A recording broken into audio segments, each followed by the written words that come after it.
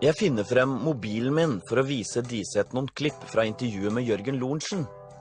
Til tross for litt tekniske problemer, så får Diseth med seg kjønnsforskerens skepsis. Jeg må holde den litt opp til øret, for det er ganske dårlig lyd. Ja, veldig. Når man leser sånn om undersøkelser at menn og kvinners hjerner er ulike, hva tenker du da? Da tenker jeg at det er gammeldags forskning. Mesteparten av den type forskning er også tilbakevist i senere undersøkelser. De fleste snakker ikke sånn lenger, om at hjernen er skrudd sammen på forskjellige måter. Ja, han sier at det er gammeldags. Du driver litt med gammeldags forskning. Ja, jeg hører han sier det, og det vil jeg sterkt tilbakevise, for jeg sitter da med en haug med studier og publikasjoner av helt ny dato fra inneværende år til og med, og fra 2008, 2007, 2006, som har et helt annet og klart budskap. Så det er ikke gammeldags forskning, det er forskning som er helt i forskningsfronten i dag. Ok, her står ord mot ord. Og det Diseth har vist meg er jo heller ikke noe bevis. Men går det an å finne noen kjønnsforskjeller enda tidligere? Simon Baron-Cohen er britisk professor i psykiatri, og han har gjort noen banebrytende eksperimenter på nyfødte barn. Og for å snakke med ham må jeg dra dit mor og far ikke hadde råd til å sende meg for å studere, til Cambridge og det legendariske og ærverdige Trinity College. Trinity College ble grunnlagt i 1546 og har i alt vunnet 32 Nobelpriser. Det har også huset folk som Isaac Newton og Ludwig Wittgenstein. Dette er britisk forskning på sitt ypperste.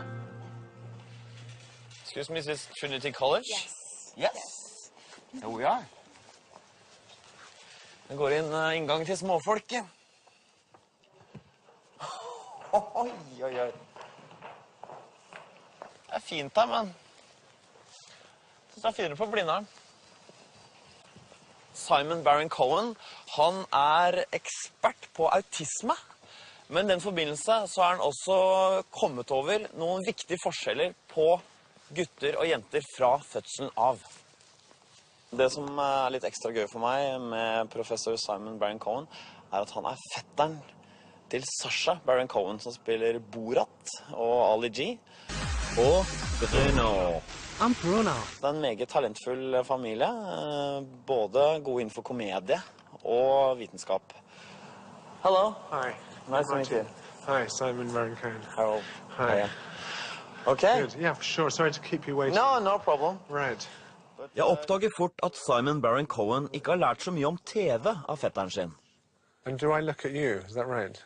Yeah. I ignore the camera. Yeah. Sure. Unless you want to be the host of the show. It's tempting, huh? Take over the whole thing. I've got it. Okay. Jeg ber Baron-Cohen fortelle meg om eksperimentet han gjorde på nyfødte barn. We looked at babies who were 1 day old. And again, we presented them either with a mechanical object or a face to look at, and filmed how long does the baby look at each of these two objects. And we find that more boys look longer at the mechanical object, and more girls look longer at the face, even on the first day of life. So this is before toys have been introduced, or various cultural biases or prejudices have been introduced. Baron-Cohens funn tyder på at disse interesseforskjellene må ha oppstått før barna ble født, i fosterlivet. What we know is that boys and girls are producing different amounts of hormones, but particularly testosterone, that boys are producing twice as much testosterone as girls. And this hormone, testosterone, influences the way the brain develops. Men hvordan vet han at det er testosteronnivået i fosterlivet som lager disse interesseforskjellene? We've measured the testosterone when the baby is in the womb, and we've waited till the child is born, and we've looked at their behavior. What we found was that the higher the child's testosterone prenatally, the slower they are to develop language when they're a small child, the less eye contact they make, again, at the age of 1 or 2 years old. So the more testosterone is associated with slower language development and slower social development. Så mange kjønnsforskjeller kan egentlig komme av ulikt testosteronnivå. Men hva skjer hvis et jentefoster får unormalt mye testosteron? It's a genetic condition where you produce too much testosterone. And girls with this condition show a very masculine pattern of toy preferences. Testosteronnivået I fosterlivet ser ut til å gi ulike evner og interesser tidlig I livet, men det en varig effekt? We followed these children, they're now about 8 years old, and so we're interested to see how they're turning out. And what we find is that as they get older, the children who had higher testosterone have more difficulties with empathy, with recognizing other people's emotions, or taking somebody else's perspective. But they also have a much stronger interest in systems, in understanding how things work. So even if you ignore what sex somebody is and just look at their hormone levels, you can predict their pattern of interests. Hormonforskjeller ser ut til å skape mange av de forskjellene vi ser mellom gutter og jenter. Og disse hormonforskjellene styrt av ulike gener på X- og Y-kromosomet. Men hva kommer disse genetiske forskjellene av? Hvor kommer disse ulike genene fra? For å finne svaret på det må vi tilbake I tid, bakover I menneskehetens historie. NRK har ikke råd til å sende meg tilbake I tid. Men de har råd til å sende meg til professor Anne Campbell. Hun holder til I Durham, I Nord-England. Og hun kan si noe om hvorfor vi I dag sitter med de genene vi gjør.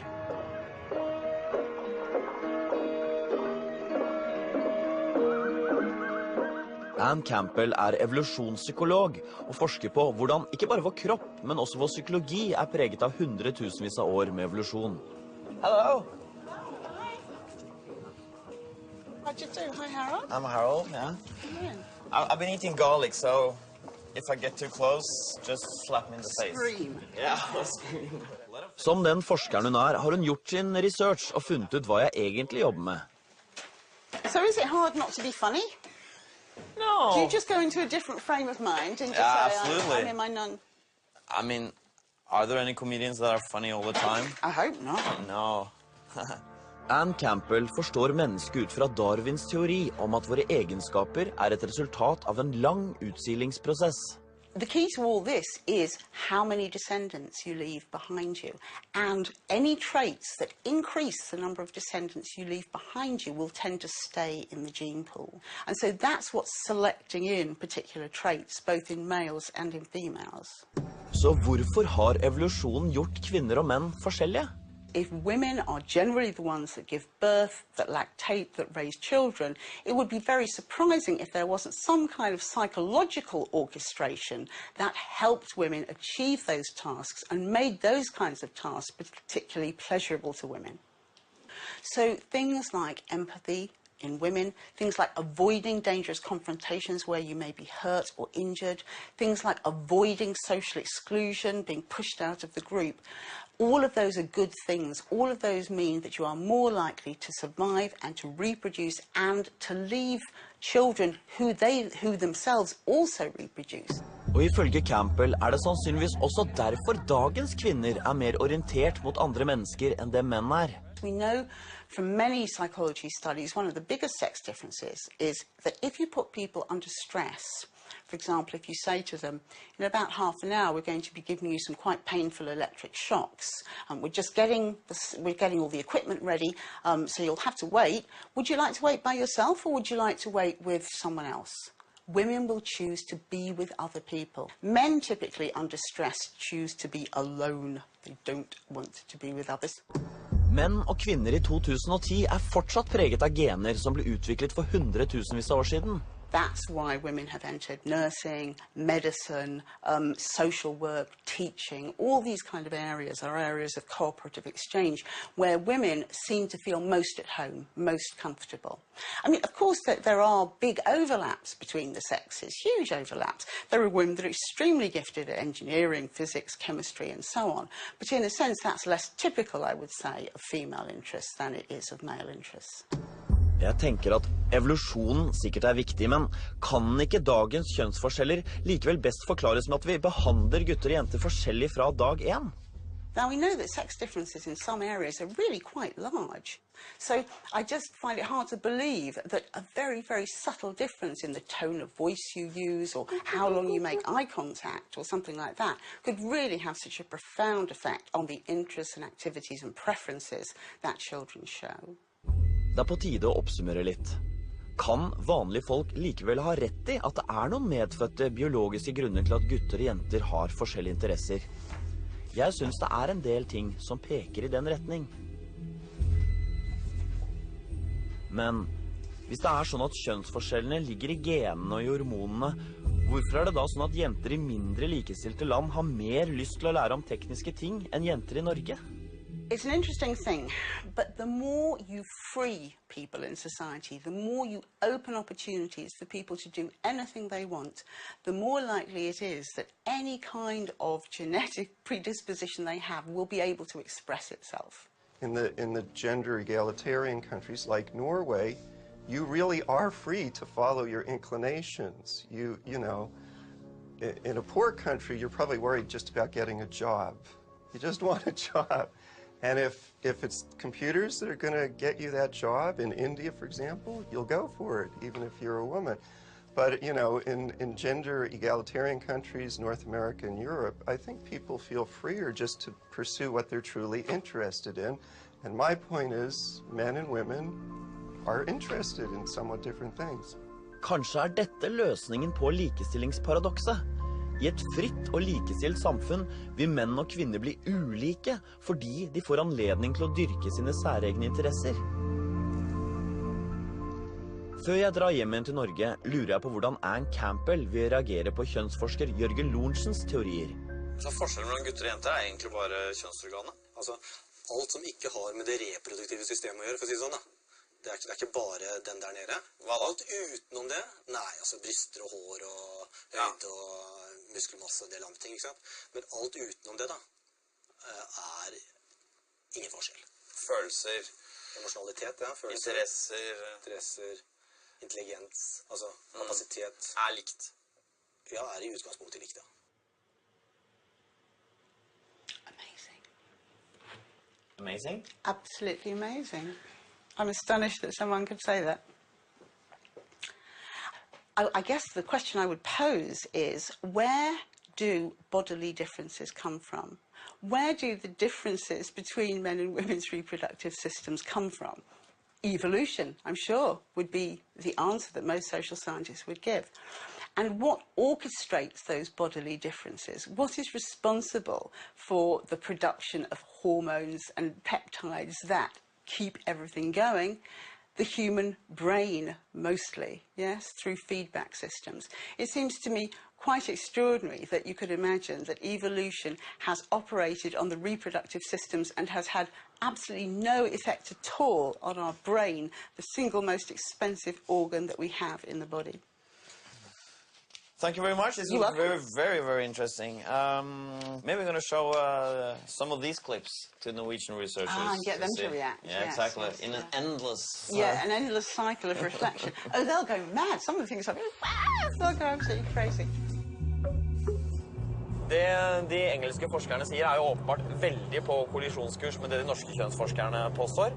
Så nå gleder jeg meg veldig til å dra tilbake til Norge igjen og høre med de norske kjønnsforskerne hva de mener om disse funnene. Først møter jeg forskningsleder på Arbeidsforskningsinstituttet, Katrine Egeland, og viser henne Simon Barrons forskning på nyfødte. Og jeg forteller henne om Trond Disets studier som viser at gutter og jenter foretrekker forskjellige leker allerede ved 9 måneders alder. Hva tenker hun om Disets funn?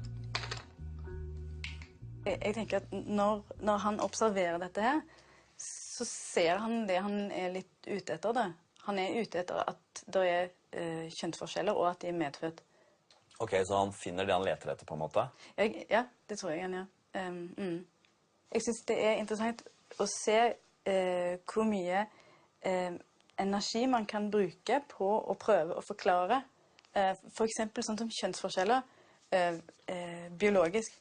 Men jeg føler at disse sier jo det et element av biologi her, og selvfølgelig samfunnskultur, mens du bare på samfunnskultur. Ja, Og når du ser den forskningen på 1 dag gamle babyer, om det forandrer deg ditt syn på at lik behandling av gutter og jenter ville føre til at de får like interesser? Nei, det endrer ikke på det, nei. Nei. Hva på en måte det vitenskapelige grunnlaget ditt for å si at biologi ikke spiller noen rolle når det gjelder menn og kvinners ulike yrkesvalg? Mitt vitenskapelige grunnlag? Jeg har nok et ganske, det du ville kalle, et veldig teoretisk utgangspunkt. Altså, biologi får liksom ikke plass der for meg. Altså, ja. Og jeg synes nettopp også at samfunnsforskning da skal utfordre tenkning som baserer seg på at forskjeller mellom mennesker er biologiske da. Er det samfunnsforskningens oppgave å utfordre biologisk tenkning, bør ikke forskning heller prøve å finne ut hvorfor ting er som de er? Er det ikke en fare for at Egeland bare ser det hun er ute etter, hvis hun på forhånd har bestemt seg for at biologien ikke har noen betydning? Hva med forsker på Senter for tverrfaglig kjønnsforskning, Jørgen Lorentzen? Synes han dette er noe interessant? Amazing? Absolutely amazing. I'm astonished that someone could say that. Det som jeg synes er fascinerende med denne vitenskapen, det er jo hvorfor er de så opptatt av å prøve å finne det biologiske opphavet til kjønn? Altså hvorfor er de så frenetisk opptatt av kjønnsforskjellene? Men når du sier at det ikke er noen medfødte forskjeller mellom jenter og gutter som forklarer deres ulike interesser, hva baserer du det på? Altså jeg må jo forholde meg til vitenskapen, ikke sant? Jeg skal prøve å si noe om hvordan ting er og hva som henger sammen her. Og så langt så har ikke vitenskapen klart å vise at det er en genetisk opphav til kjønnsforskjeller. Utover det som har med det reproduktive systemet. Nei, for du anerkjenner jo ikke at de undersøkelsene på en måte viser det på... Og det på en måte greit, men... Fordi de har en missing link. De har en missing link. Ja, men hvordan vet du at det ikke er noen medfødte? Det er det jeg ikke forstår. Nei, men jeg sier at i det øyeblikket de klarer å vite... Ja, men du har jo sagt at det ikke er noen viktige medfødte forskjeller når det gjelder følelser, interesser, sånne ting. Hvordan vet du at det ikke er noen? Nei, la oss si det sånn at min hypotese er at det ikke er noen forskjeller. Vitenskapen har ikke bevist at det er noen forskjeller, ikke sant? Og da må jeg jobbe ut fra det kunnskapsnivået. Altså, men du antar at det ikke er noen forskjeller inntil det motsatte er bevist, på en måte? For eksempel, ja. Ja, men det er interessant. Og dette er ikke noen gode peker ikke i den retning. Dette er svak, vil jeg kalle det svak forskning, ja. Jeg vil det. Ja, er alt det de andre gjør svak forskning? Jeg spør meg, hadde Lorentzen syntes dette var like svakt hvis det passet bedre med hans teorier? Lorentzen sier at de andre forskerne er frenetisk opptatt av å finne biologiske årsaker til kjønnsforskjeller, men jeg oppfattet ikke dem som så veldig frenetiske. De mente jo ikke at alt handlet om biologi. Tvert imot, det var de norske kjønnsforskerne som mente at ingenting handlet om biologi. Hvorfor er de så skråsikre? Og er det så farlig om det er noe biologisk her? Men viktigst, kan man som forsker virkelig forstå verden hvis man ikke tar alle muligheter i betraktning? It's a very moderate proposal to say it's a mixture of biology and culture. I'm not saying it's all biology. I'm simply saying don't forget about biology.